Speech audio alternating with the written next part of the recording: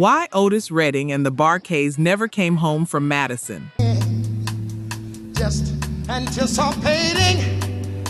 8 men boarded a plane in Cleveland on December 10, 1967, bound for Madison. 7 of them never landed. You know one of those names.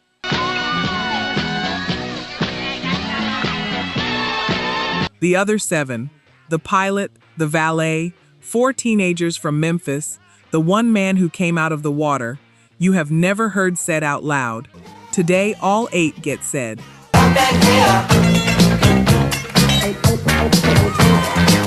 10. Richard Fraser. Before I tell you what happened, I need to tell you who was flying. His name was Richard Fraser. Honey, shake it is the greatest thing. But if you really wrong. He was 26 years old, the exact same age as the man sitting to his right in the co-pilot seat. Fraser and Redding were both 26 when they died. With all your might, yeah. If you do it right now. He was not a stranger who wandered into this story. He was Otis Redding's pilot.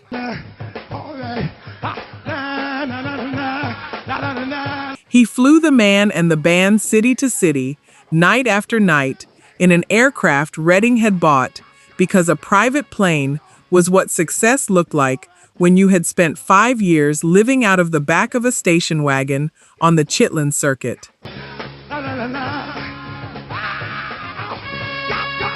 And I want to be precise about this. In every retelling of December 10th, and there have been hundreds, Richard Fraser appears in exactly one sentence.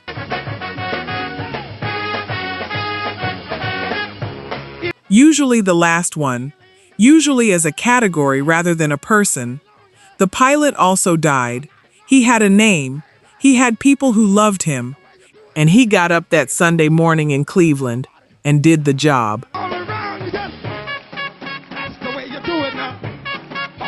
Here is the run they were on.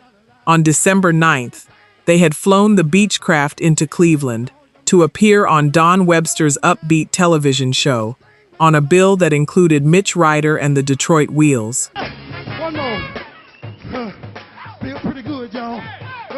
Redding played 2 nights at a club called Leo's Casino. Next stop was the Factory in Madison, a booking for 6:30 that evening. Standard week, standard load-in. If you do it right now. Put your hand around your hip, yeah. The weather along the route showed rain, fog, and poor visibility, and conditions worsened as they approached Wisconsin, with temperatures just above freezing. At around 3:25 in the afternoon, Fraser called the Truax Field Tower and received his landing instructions. Yeah. Put your hand around your hip now.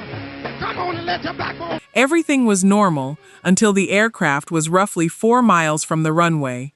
The tower never heard from him again. La, la, la, la. La, la, la, la. Everybody, one more time now. La. 4 miles. That is the distance across a small city. That is 8 minutes in a car. And here is what I keep returning to. Do it now. Come on. Come on. Do it, baby. Shake, shake, shake it, baby. Everyone writes about this crash as something that happened to Otis Redding. But there were 8 men inside that fuselage, and every single one of them expected to eat dinner in Madison that night.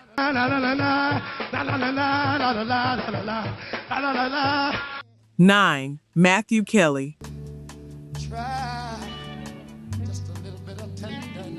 Matthew Kelly was 17 years old. He was the valet, and he was 17 when he died in the crash. Let me tell you what a valet actually was in 1967 soul touring, because the word has drifted and people picture something soft. He was the first one in the building and the last one out. He handled the suits, and Otis Redding's operation was a suit operation, sharp and pressed, because Stax presented itself as professional in rooms that were waiting for an excuse to say otherwise. He handled the horn cases and the cords and the risers. He made sure that when the biggest soul singer in the world walked out in front of 4,000 people, everything that man reached for was exactly where it was supposed to be.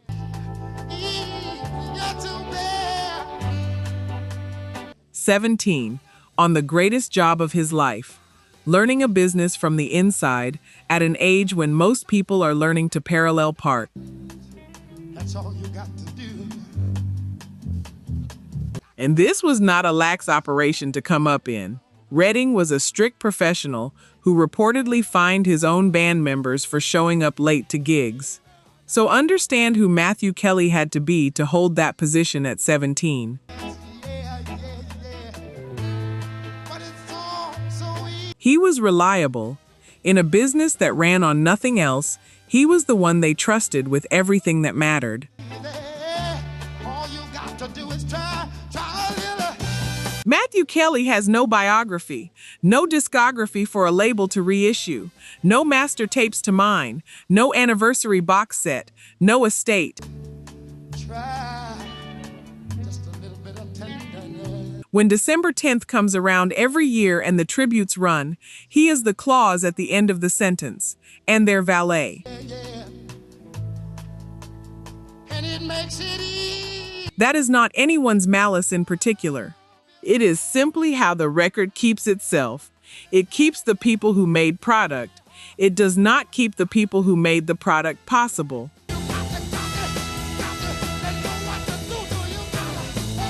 Talent without documentation is genius with no witnesses. But labor without documentation is worse than that. It is a person with no witnesses at all. Real talk. Only 9% of you are subscribed. That hurts. We're spending hours digging through archives, fact-checking every detail, bringing these stories back to life. And if you're watching this far, you clearly care.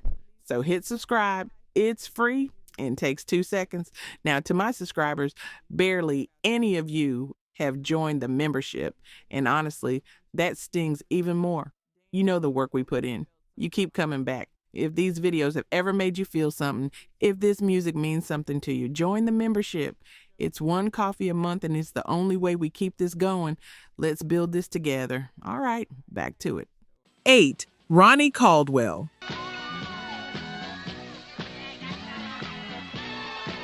Ronnie Caldwell played the organ. He was born December 27, 1948, and he died on December 10, 1967, 17 days short of his 19th birthday. Here is what almost nobody tells you about him. Caldwell was the only white member of the Bar-Kays, a black Memphis group, on a black Memphis label, in a segregated city, 4 months before Martin Luther King would be killed a short drive from the Stax studio door. And according to bassist James Alexander, this was not a tolerated arrangement or a novelty. It was real. Alexander said Caldwell was fully accepted within the black community in Memphis, to the point that he moved through public life with his black girlfriend in that city at that time. Think about what that took. From him, from her, from 5 teenagers who decided to close ranks around it. People say Stax was an integrated room in a segregated town, and they say it a lot without ever saying what it cost the individuals standing in that room. Ronnie Caldwell is what it looked like at 18 years old. Not a symbol, not a talking point, a kid who played organ, who was in that band because he was good enough to be in that band, and who was protected because the people around him decided he would be.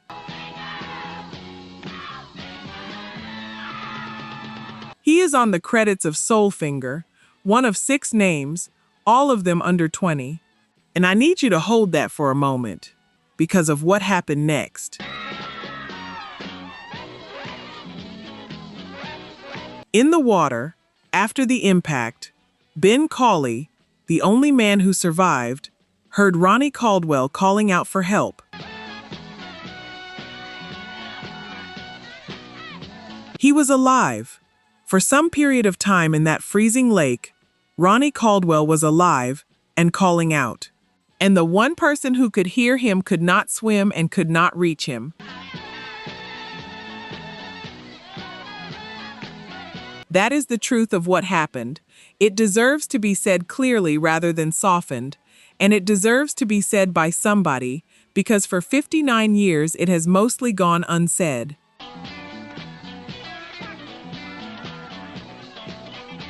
7. Phalon Jones.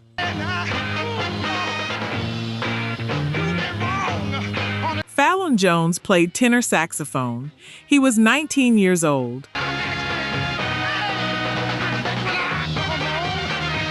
He was one of 6 teenagers credited as writers on Soul Finger, the Bar-Kays' debut single, issued on the Volt label on April 14, 1967, recorded on March 31st.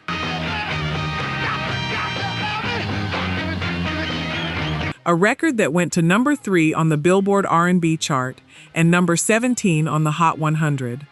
And I want to give you the making of that record because it tells you exactly who these boys were.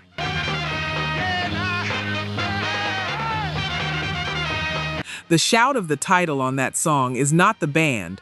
It is neighborhood kids who happened to be hanging around outside the studio, pulled in to yell it. Their payment was Coca-Cola's.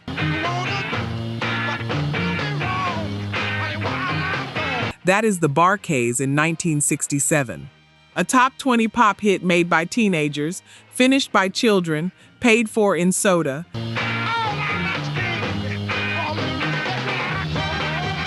19 years old with a national record, playing horn behind the best live singer in America, and Phalon Jones is the reason we know anything at all about the last seconds inside that aircraft.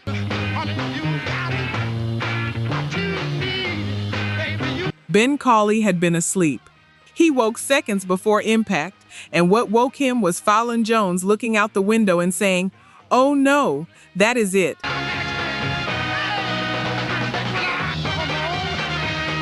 That is the entire surviving record of what those men understood before it happened. 2 words from a 19-year-old saxophone player who looked out into the fog and worked out, before anybody else on board, exactly where the ground was. Cauley said he unbuckled his seatbelt, and that was his last memory before he found himself in the lake. 2 words, and a kid's instinct to warn the people around him.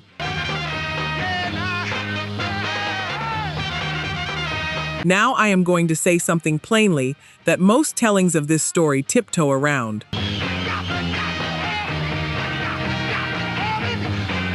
This flight probably should not have gone. The weather was documented, the visibility was documented,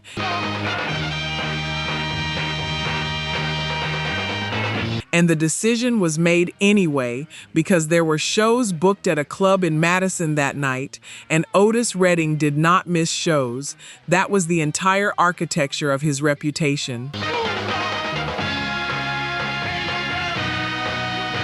I am not assigning blame to a dead man. I am telling you that the touring economy of 1967 soul music ran on the assumption that you go anyway, and that 4 teenagers had no authority in that decision whatsoever.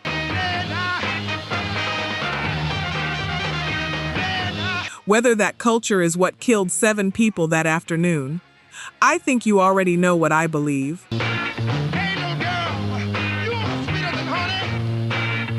6. Jimmy King.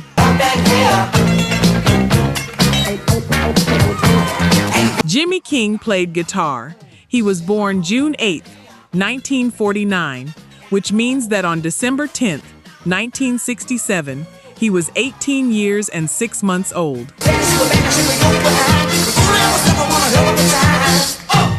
He was not the famous bluesman with the similar name.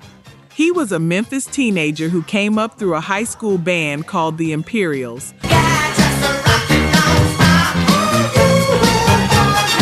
A group that renamed itself after a brand of rum, Bacardi, mutated into Bar-Kays, and started working every room in Memphis until Stax noticed.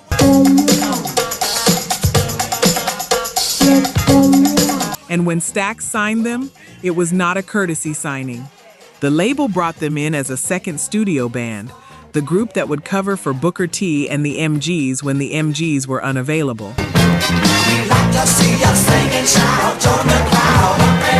At 18 years old, Jimmy King was being trained as the backup for the greatest rhythm section in American popular music.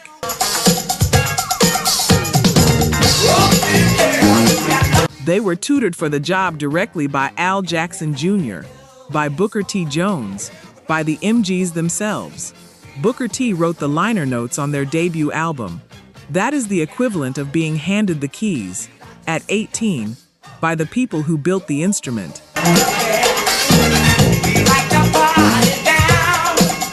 And Otis Redding did not audition them. He walked into a club called the Hippodrome in Memphis, sat in with them for a set, was so taken with what he heard that he asked them on the spot to be his touring band, and they had to go home and ask their parents because they were all still in high school. Picture that conversation at the kitchen table. The biggest soul singer in the world wants me to leave school and go on the road. Alexander later described being so young that the club owner used to hide them in the dressing room when the Vice Squad raided the place looking for underage people. They would wait it out and then go back on stage. That is who was in that band. Kids good enough to be smuggled past the law so the room could keep dancing.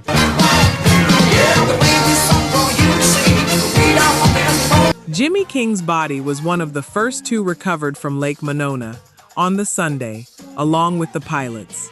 18 years old, 6 months into being a professional musician at the highest level in the country.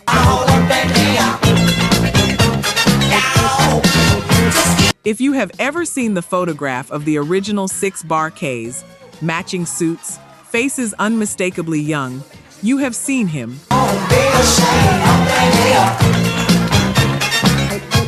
Go look at it after this ends.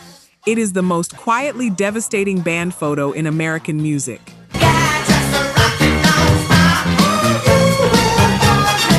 5. Carl Cunningham.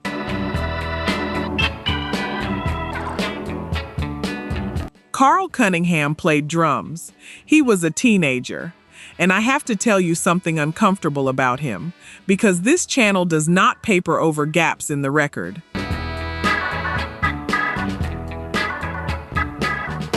Depending on which source you consult, Carl Cunningham was 18 years old or 19 years old when he died. The Wisconsin State Journal archives list him at 18.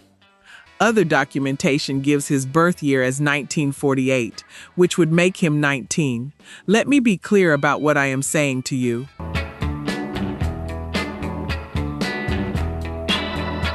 "59 years later, we do not reliably know how old this young man was on the day he died. That is not a footnote. That is the injustice in its smallest and purest form. A teenager died in a nationally reported disaster alongside one of the most famous singers alive, and the historical record cannot settle his age, because nobody with the authority to settle it ever cared to.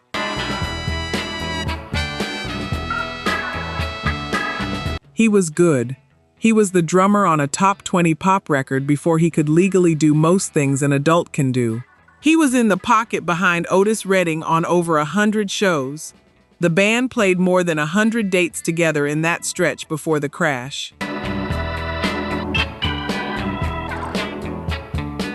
And the family cost of this one runs deeper than the others. When the Bar Ks were eventually rebuilt, one of the drummers who sat down behind that kit was Roy Cunningham, Carl's own brother.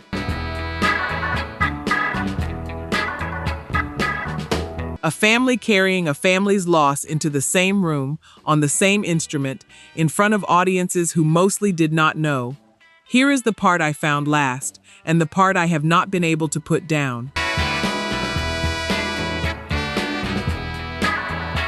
Ben Cauley, in the water, holding onto a seat cushion, saw Carl Cunningham surface for a moment. He did not speak, and then he was gone. That is the last human record of Carl Cunningham. One surfacing, no words, witnessed by a man who could not swim, could not reach him, and would carry that image for the next 48 years.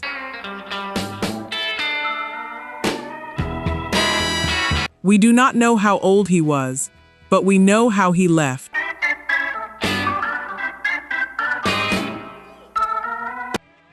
Four, James Alexander.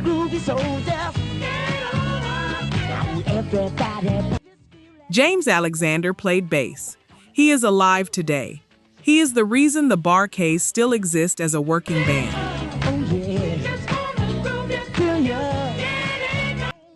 And he has spent 59 years being the answer to a question no human being should have to be the answer to.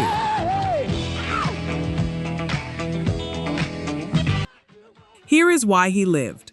Redding's plane held only 7 passengers, and there were 8 people in the party. Alexander was on another flight. The arrangement was purely administrative. The pilot would drop everyone in Madison, then come back and collect the rest. Alexander was sitting in the airport in Milwaukee when the news reached him. That is the whole margin between him and the other 5. A seat count.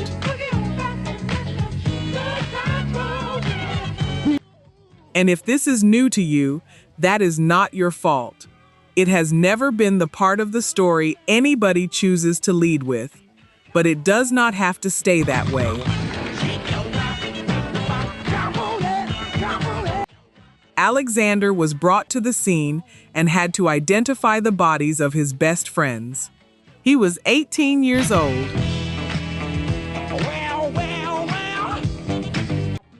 He had come up with those boys in a high school band.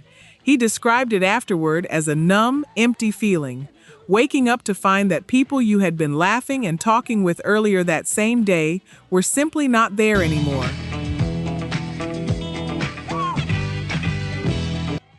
"18 years old, identifying his classmates in a Wisconsin morgue.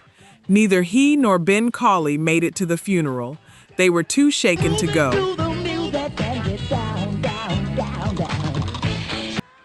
And then, and this is what earns him this position, above men who did not survive, he went back to work.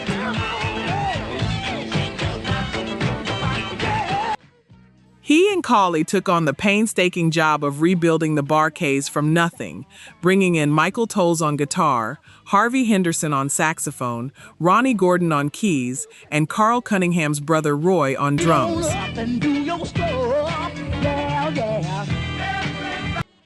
The reformed band went on to back Isaac Hayes on Hot Buttered Soul, one of the records that redrew the entire shape of black music in the next decade.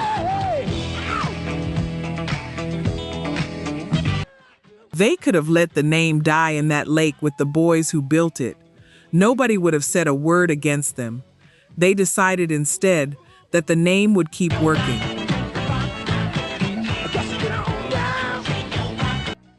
That the Bar-Kays would go on being a thing that existed in the world, because 4 teenagers had put their whole short lives into making it one. 3. Ben Cauley. Ben Cauley played trumpet. He was born October 3, 1947, which made him 20 years old, the oldest of the Bar-Kays, on the day the plane went down. He had started at Lemoyne College in 1965 before turning professional.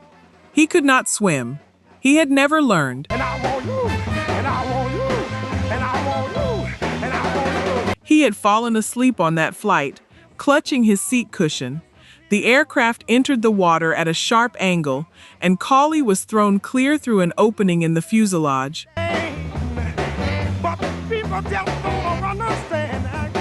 The top of the plane peeled away on impact. Somewhere between blacking out and surfacing, he found a seat cushion and held onto it. Then he lost it. Another one floated past. He grabbed that one.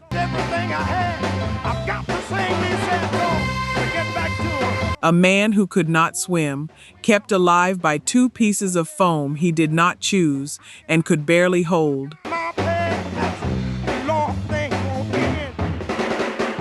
He heard a voice, a cry for help, then another, then nothing at all until the police boat arrived.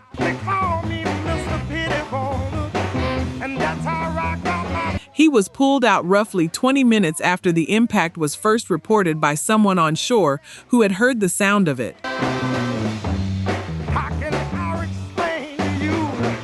They took him to Methodist Hospital and treated him for cuts on his face and head, and it was only once he was in a hospital room that a police officer walked in and told him he was a lucky man. Now, here is what he did with that luck.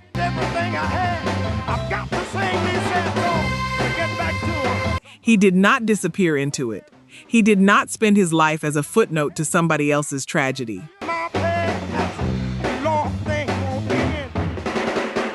Stax historian Robert Gordon said, Cauley was a strong spirit, that you could hear it in his horn, and that he survived the crash and was not stopped by a debilitating stroke later on either.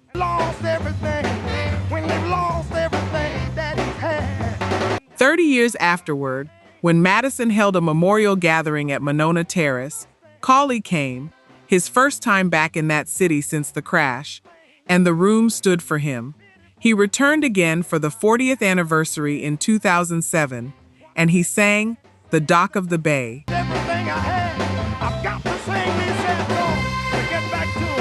Stand with that image for a second. A man standing over the water that took his 4 closest friends, singing the song his bandleader had recorded 3 days before it happened. Ben Cauley died in Memphis on September 21, 2015. He was 67 years old.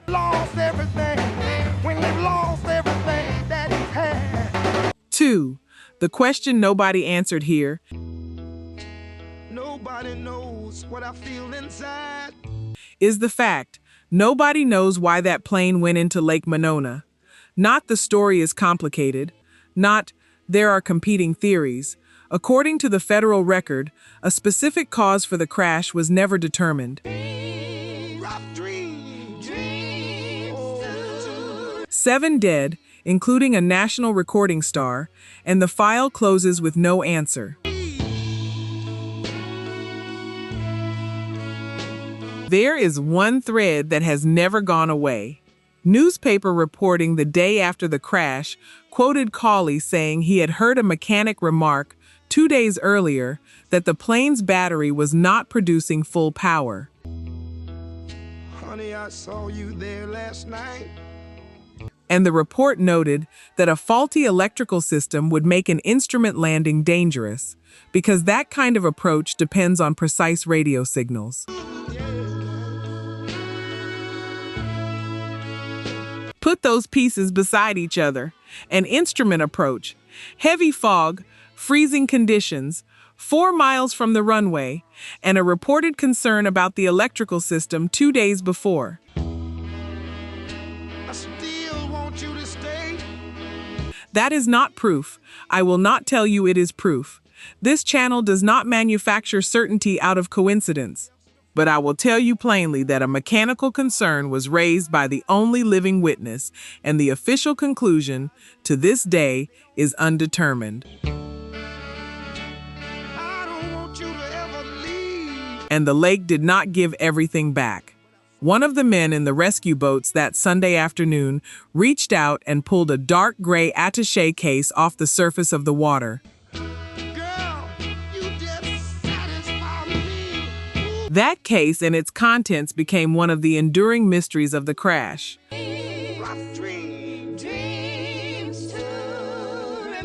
For years, people in Madison even believed Redding's body had never been recovered at all, an urban legend that survived because the follow-up reporting was so thin that nobody could easily contradict it. I've got dreams, dreams. 59 years. And a story this famous still has holes in it you could put your hand through. Nobody knows what I feel inside. Whether a crash that killed a white pilot, a black superstar, and 4 black teenagers in 1967 received the full investigative attention it deserved, I think you already know what I suspect. Rough dreams. 1. Otis Redding. Yeah, I'm sitting on the dock of the bay. Otis Ray Redding Jr., born September 9, 1941, in Dawson, Georgia. 'Cause I've had nothing to live for and look like. Died December 10, 1967, in Lake Monona, near Madison, Wisconsin, at 26 years old. Let me tell you who this was before I tell you what happened to him. Just to make this dock my home now. He came up singing in the Vineville Baptist Church Choir in Macon and taking apart the talent shows at the Douglas Theater. Evening come, watching the ships. In 1962, he drove another musician, Johnny Jenkins, to a session at Stax and used the leftover studio time at the end of the day to cut These Arms of Mine.